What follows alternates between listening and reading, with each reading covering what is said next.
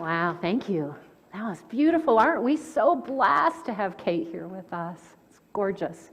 Anything can happen, and this is our part in service where anything can happen, and I'm counting on you, right? So our fifth principle tells us that we must practice these ideas that we know are the truth, and so we have a spiritual practice every week. And last week you were invited to consider how you could expand your capacity for compassion. So how many of you took that practice on last week? I see like hands like this, like, hopefully she won't see me. And I know that if you practiced it, you have something to share, right? So who has something you'd like to share with me about what that practice was like this week? Come on, I knew it. Okay, I'm going to borrow that mic and I'll bring it right back to you. All right, so we have Penelope who raised her hand. Thank you, Penelope. I started this practice actually a while ago. I decided that when I am driving and out there on the highways, we all know that people like have a tendency to cut you off, and it's like, and your reaction to that usually is to flip them off or something. Well, I decided to use more compassion in that situation. So instead of using a curse word, when somebody does something to me in traffic that is irresponsible on their part, I just say, bless you, instead of the alternative. Thank you, Penelope. And Joanne is inspired now. And I still flip them the finger. Oh! All right, at Unity we get truth, Sometimes we can bless and sometimes we still flip off. Anybody else? Yeah, Marilyn.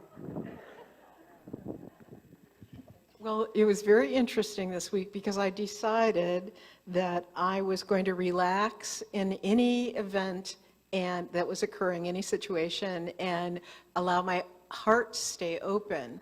And I kept remembering it. I would do it.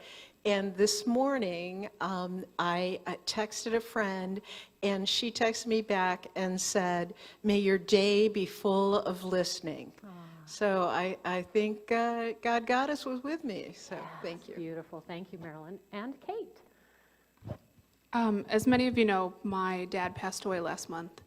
And as part of that, I've really taken into heart that people are flawed and we love them anyways. We had a complicated relationship. There's a lot of emotions there. And this past week, I realized I have to apply that to myself as well. Yeah. I am flawed and I love myself anyways. So that's the next stage. Beautiful. Growing our capacity for compassion. So that was practices on that. And I'm sure you were inspired by someone sharing of how you can grow that capacity for compassion. And we're moving on. So this series is about sacred earth, sacred worth. And today we're talking about the 4 life paths. So a couple of Sundays ago, as I was outside greeting people, somebody came through and they said, "Oh, Joanne, you are just living the life of a mystic." And it's true. But the truth of the matter is that unity offers the life of a mystic. Because what the life of a mystic is simply the willingness to stay open in any given moment to the awareness that God's power and presence is here. I am one with that, and I am allowing that to move in, through, and as me, no matter what is occurring in any moment. And it's why spiritual practice is so important, because it takes practicing those spiritual muscles to help us to remember and be aware of the divine no matter what is occurring here. But when you and I take this on in Unity, when we live into these teachings as each one just shared that they're doing, that is the mystic's life. And we're all capable of it. It's what Unity provides for us. So Matthew Fox, in talking about creation spirituality, talks about the 4 paths of the mystic. It's the path of the via positiva, via negativa, via creativa, and via transformativa, which I understand are not really Latin words, so they just sound that way. I think via is the only Latin part of that. But the way of. And Unity has done a fabulous job of embracing that way of positiva, the way of the positive, right? Positive, practical Christianity. We get that. It makes us feel good. But what the via positiva reminds us is that we can, no matter what is occurring in our life in any moment, find that via positiva path when we are willing to remain open to awe and wonder and beauty. Now, by now, this ought to be sounding familiar to you. Because this past year, we've been spending a lot of time on reminding one another and ourselves, no matter what is occurring, there is beauty there. I go back to our Advent series last year where we talked about that beautiful writing that was on the wall about the sun in the concentration camp, right? And it was those that were in that harsh and horrible situation that nonetheless remembered that the sun is always shining. I'm willing in this moment to stay open to the wonder of that. We talked about in the very beginning of this year our series on beauty. And our foundation again was our willingness to be open to seeing with eyes of wonder. Going back to our fall program last year, there's a lot of excitement, by the way, because the fall program desk is set up already for our next fall program. But I'm going to take us back to last year, where we read See No Stranger. And Valerie Kaur reminded us that that is our willingness to see with eyes of wonder, to see no stranger, to recognize that you are nothing more than a part of me that I do not yet know. All of that folds itself into this path of via positiva. Being willing to recognize in any moment that there is goodness here, and there is beauty here, and there is wonder here for those of us with eyes to see. So how have you experienced awe and wonder in your day today?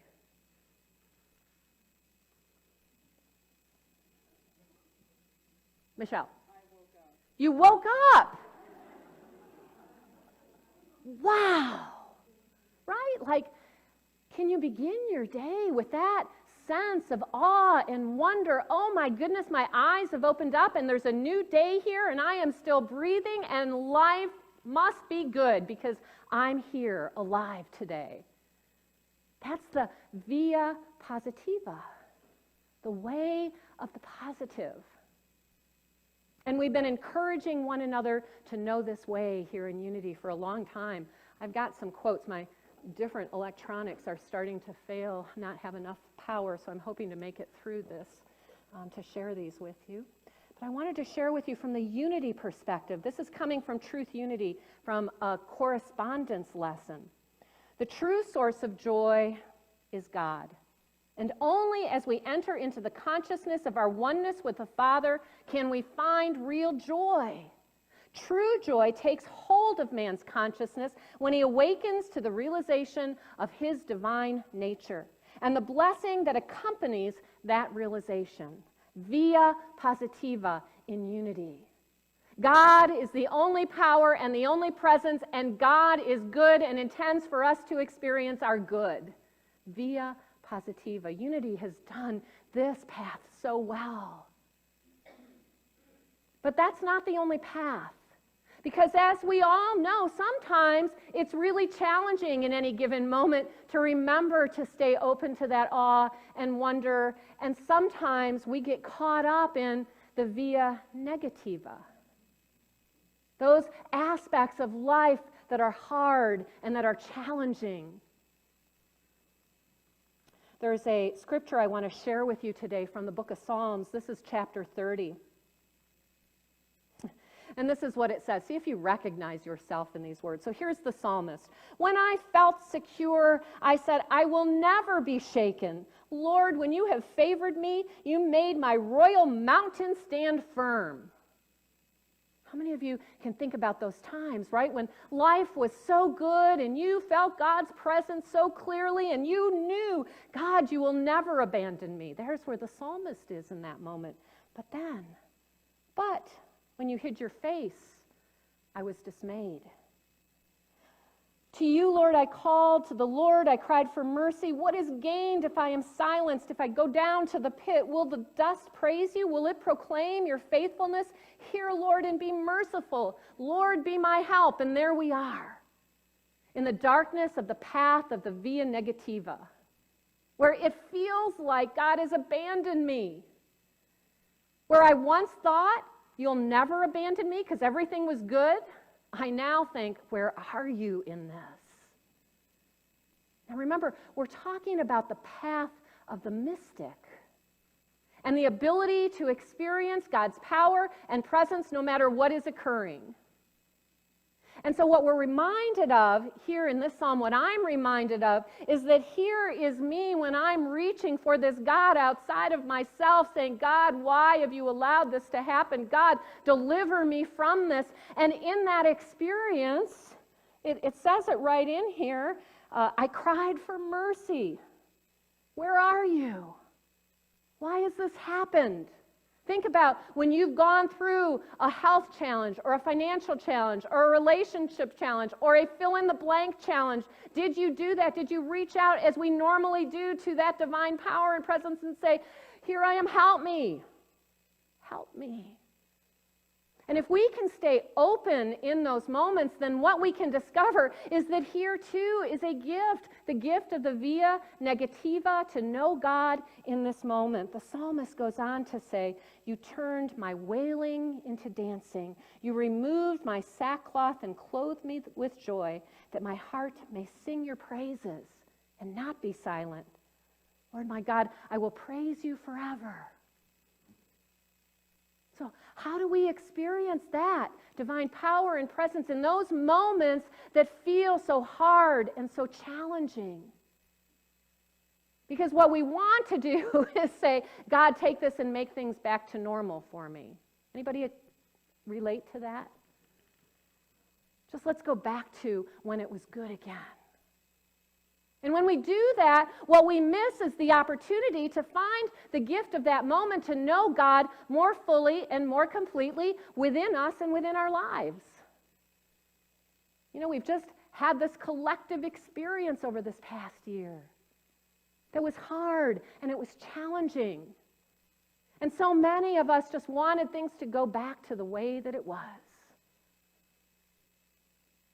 And if that's where we stayed, if that's where you stayed, you might have missed the gift that this past year provided for each one of us in that way of the via negativa.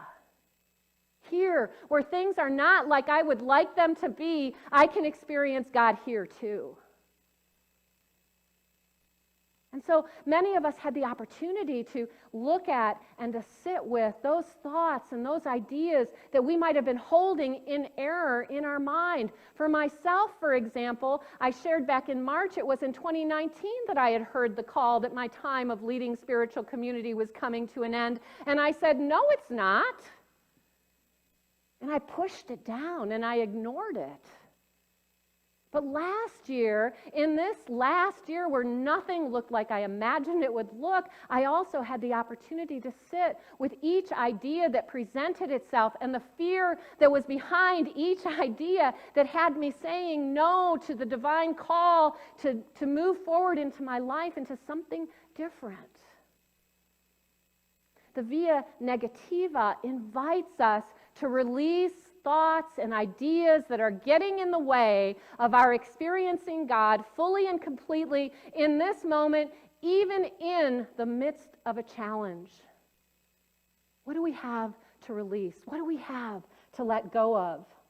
And so within unity, via negativa is described as this. This is from 12 Powers, Charles Fillmore. Thoughts are things. They occupy space in the mental field.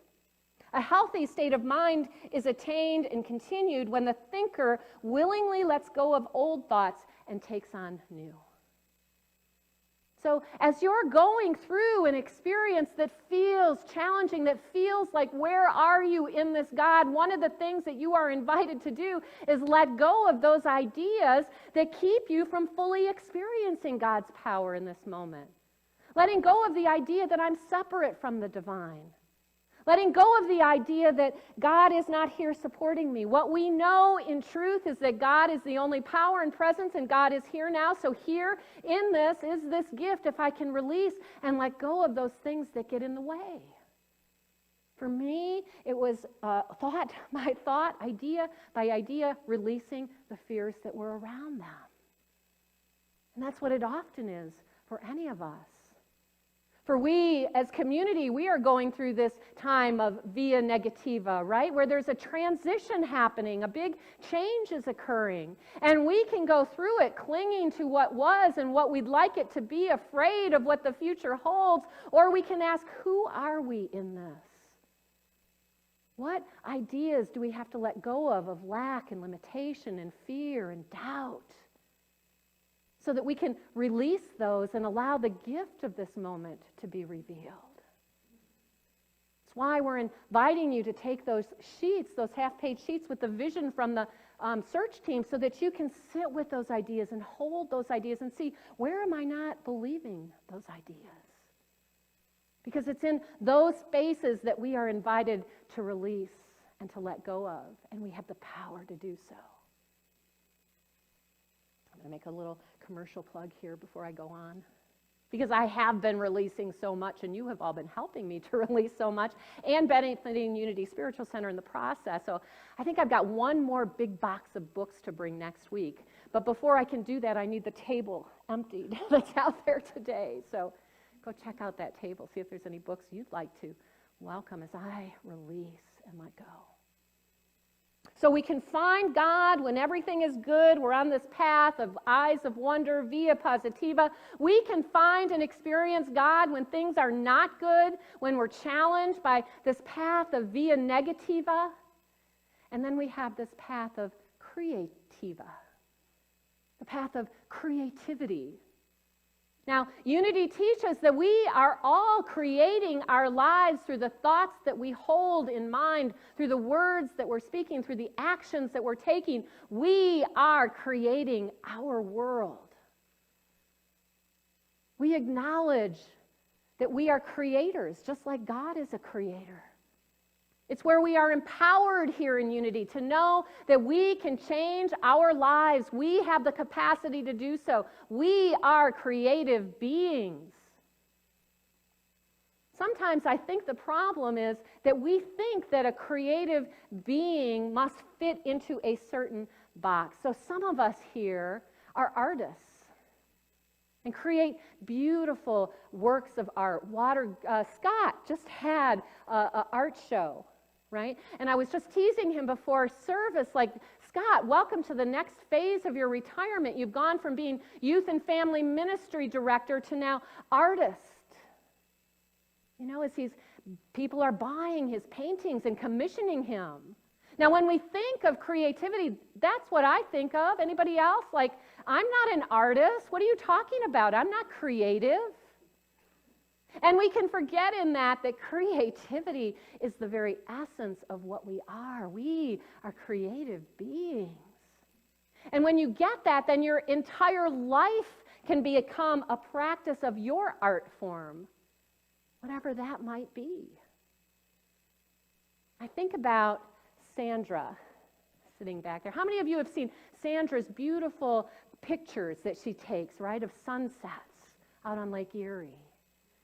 All right, now, for most of us, there's the art, right? There's the creativity. Look at how she's captured this sunset. So beautiful, the colors and the composition. That's what we think of as the creativity. But what you may not know about Sandra and going to take those pictures is that that's only a small part of Sandra living this via creativa. Because the bigger part for Sandra is the ways in which she connects with people when she goes down to Edgewater Park, when she goes down to the lake. She has this open heart and this open spirit, and you ask her, she'll tell you stories of strangers that don't even know why they're coming up to her to share a story with her. But they do. There's the via creativa. I am going to create my life in such a way that I make these heart connections with people. It doesn't mean that we have to be painters or poem writers or musicians. It means that in every moment of every day, I have the opportunity to create something in my life so that a heart connection is made. Jerry shared his view of a binary world last night, right? There's just love and not love. So Via Creativa invites us, how am I going to express my love in this world in my own unique way, allowing God to use me? I'm going to give one more example from our community, and that's Penelope, sitting there in the back row there. Penelope started, she said, 9 years ago. She retired, and how many of you, when you reached retirement, went, okay, so what's the purpose of my life now? Right? But what Penelope realized is that she could find purpose by sharing with others how to live healthy lives. Taking care of not just our spirits, which is what we're about here at Unity, but also how do I take care of my body, my mind? And so she started Penelope's Health and Wellness Group on social media. And she's always sharing ideas that come about creatively empowering you to live healthy lives. Via Creativa. How about you? How are you living a creative life, sharing your unique self? That is the path of the mystic, knowing that the divine mind holds a perfect divine idea for any given moment, for you and for me. And when I am open and aware that I am one with God and take that divine idea and bring it forth into expression, I am living via creativa. And we are doing it all the time. Either consciously aware of our oneness with the divine, which means we are living this as a mystic path, or totally unaware, but nonetheless, creating our life through the process of the thoughts we hold, the words we speak, the actions we take. So Unity tells us via Creativa, this is from The Flow of Life, Eric Butterworth, the free flow of ideas and creativity is your inheritance. Let me say that again. The free flow of ideas and creativity is your inheritance. Do you know that? Do you know there's always a perfect divine idea for you in any moment? You can dip into the flow at any time. As fast as you can snap your fingers, the answer can come in the form of the completed plan and the means for its fulfillment. Whenever you feel the pressure of time and something that requires a creative idea, just snap your fingers lightheartedly as a symbolic reminder that in one instant the answer may come. You can snap your fingers, right? I'm feeling lost.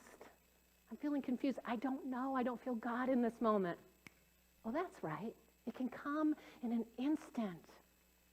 As I remember this, my oneness, my awareness of the divine, that is the mystic's path. And then the final one is the via transformativa. This is where transformation takes place when we recognize and realize I am one with the divine and experiencing the divine no matter what is occurring, what I might call positive, what I might call negative. I'm constantly creating, and when I constantly create in an awareness of the divine, knowing my oneness with the divine, transformation occurs. How many of you have experienced transformation in your lives? Look around. Keep your hands up. Look around. This stuff works, friends. It works when we work it, as Eric Butterworth was known to say. Transformation occurs when we allow ourselves to be in the power and presence of God and to be used by that divine power and presence. And when we keep moving forward in faith, step by step. Transformation is right now happening in this community. And that transformation will continue to unfold in marvelous, wonderful ways as each of us gets to be still and aware of what's mine to do here. I'll share a couple more ways that I believe you can all help the transformation of this community during this time of transition. Some of them that we've talked about, like taking that prayer and holding that vision with us. But you can help to create the transition and the transformation of this community by, guess what? Showing up here each week. I see some of you that I hadn't seen yet since we reopened. It's so good to see you. And for those of you that are still out on live stream, I'm glad that you're watching on live stream and continue to do so and continue to come and fill up these spaces. Hold that via transformativa with us. God's here moving through us. Continue to support this community with your service, your time, your finances. This community that has been transforming for almost 100 years will continue to transform for another 100 years as each of us shows up to do our part. God's calling. I'm going to let it go. No, but this is important. Because what I want you all to hear is this path of the mystic you are walking. I'm not the only one walking it. You are walking it.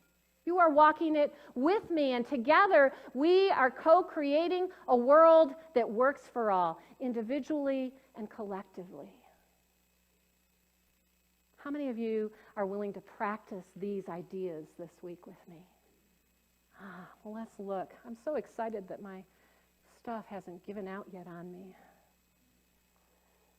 All right, so our spiritual journey can be understood as a dance, moving in and out of the four mystical paths.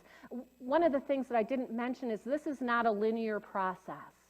It's not like we go from via positiva to negativa to creativa to transformativa. No, we are constantly dancing between all of those paths, and we may be experiencing all of those paths within a matter of moments. Right? So this is a dance.